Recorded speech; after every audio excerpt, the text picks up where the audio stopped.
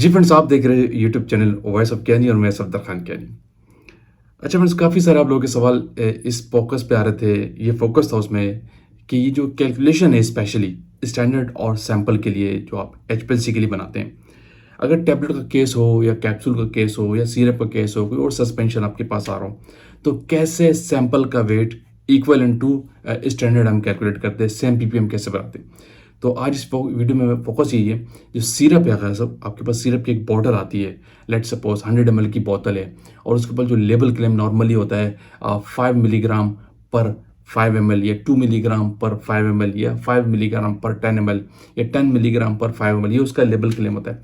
तो इस लिहाज से अगर कोई ऐसा सिरप आपके पास आए तो आप इस सैंपल के इक्विवेलेंट वेट जो स्टैंडर्ड के कैसे निकालेंगे, दोनों का पीपीएम सेम कैसे करते हैं, मैं आपको पेपर वर्क पे करके दिखाता हूँ। बड़े आसान लफ्ज़ों में समझाता हूँ कि किस तरीके से आप इस कैलकुलेशन को करते हैं, क्योंकि क्यूसी में जो लोग काम कर रहे हैं उनको कैलकुलेशन पे कमांड होना चाहिए। मैं उनको अक्सर ये कहता हूँ, अगर आप क्यूसी में काम करते हैं तो एवरी कैलकुलेशन पे आपको कमांड हो, चाहे वो सोल्यूशन प्रिपरेशन हो, सैंपल की प्रिपरेशन हो, कोई टेस्ट सोल्यूशन बना रहे, कोई वॉल्यूमेट्रिक सोल्यूशन बना रहे, तो आपको कैलकुलेशन पे कमांड हो, एसए की कैलकुलेशन हो, यूनिटरी मेथड की कैलकुलेशन हो, यूवी की कैलकुलेशन हो, स्पेक्ट्रो की कोई भी चीज़ आप कैलकुलेशन कर रहे हैं तो आपको उस पर कमांड होनी चाहिए। तो आज इस वीडियो का फोकस ये कि सीरप के केस के अंदर आप सैंपल का जो वेट है इक्वल इनटू स्टैंडर्ड कैसे निकालते हैं, कैसे दोनों पीपीएम का सेम करते हैं।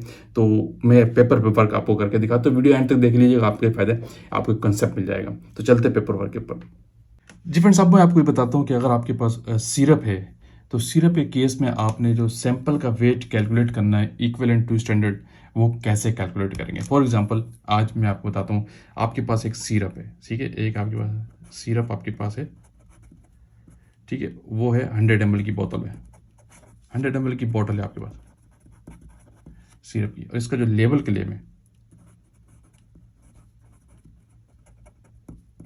वो लेट सपोज आपके पास जो लेबल क्लेम वो गिवन है, आपके पास जो भी गया हुआ है, फॉर एग्जांपल कुछ भी ले लेते हैं, आपके पास डिफरेंट टाइप का लेबल क्लेम होता है। फॉर एग्जांपल 2 मिलीग्राम पर 5 ml, ये कुछ भी हो सकता है, डिफरेंट है, या आपके पास वट जो भी है। अगर आपके पास ये भी हो सकता है कि 5 मिलीग्राम पर 10 ml, सिरप के डिफरेंट लेवल क्लेम्स होते हैं। हम एक ये वाला ले लेते हैं, इससे हम काम कर लेते हैं।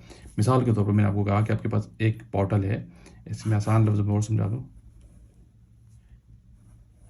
आपके पास सिरप की एक बॉटल है, ये एक सिरप की आपके पास बॉटल है, ठीक है, और ये है 100 ml की बॉटल, यानी सिरप की क्वांटिटी कितनी, 100 ml।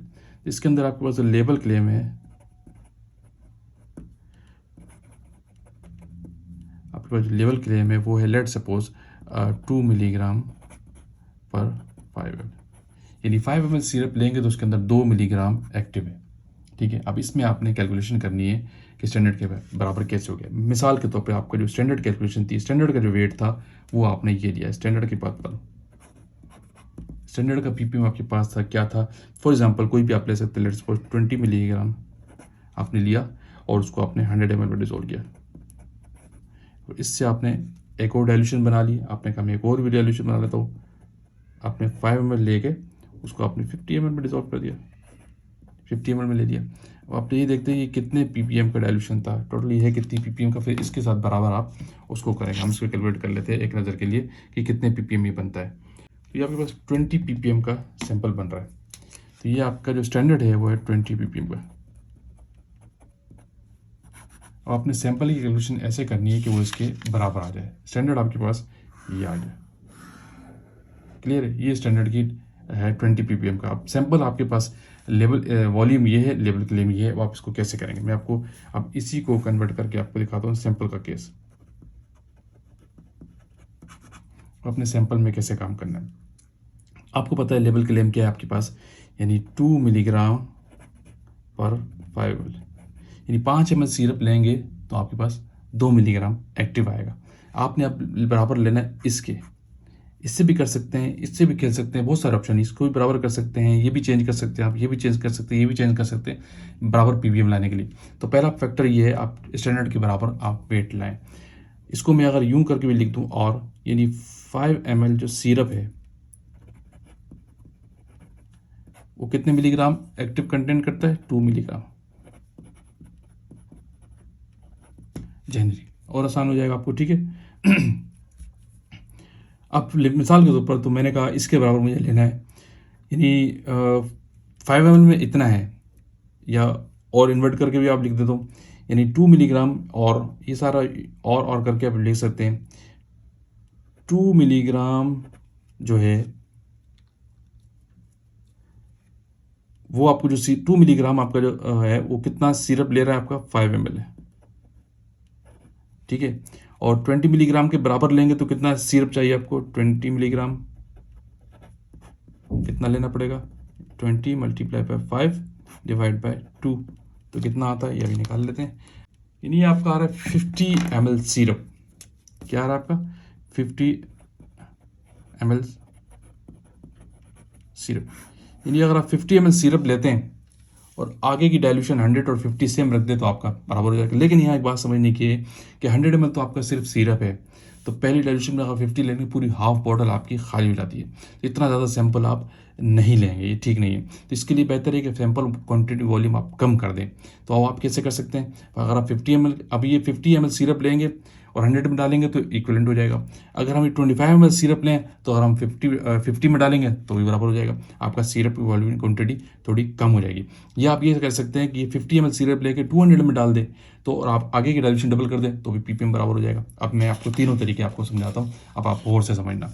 अगर आपने ये किया 50 ml लेके, अब सैंपल की बात करूँ, ठीक है, समझना। अगर आप करते हैं कि 50 ml लिया आपने, 50 ml सिरप लिया जो बराबर है कितने के, यानी 20 मिलीग्राम एक्टिव के, ठीक है। इसको आपने डाल दिया कितने ml में, 100 ml में, और इससे अगर दूसरी डाइल्यूशन बना लिया आपने, 5 ml लिया और 50 ml पे डाल दिया, ठीक है। तो ये आपके पास सेम ppm की डाइल्यूशन आ जाएगी जो आपके स्टैंडर्ड की थी, यानी 20 ppm।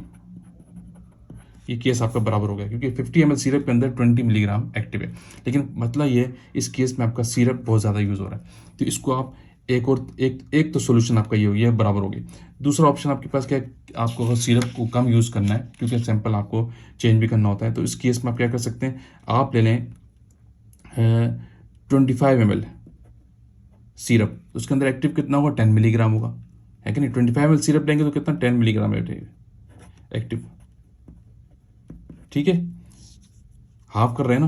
तो इसको आप ले लें अगेन इसी 100 ml में, आप इससे नहीं खेल रहे, और आगे चेंज कर दे, ये 5 ml था क्योंकि ये आपने डाइल्यूशन हाफ कर दी, इसको आप डबल कर दें। अब आप क्या कर दें, 10 ml ले लें और 50 ml कर दें, ठीक है, तो भी आपका ये डाइल्यूशन सेम 20 ppm की हो जाएगी।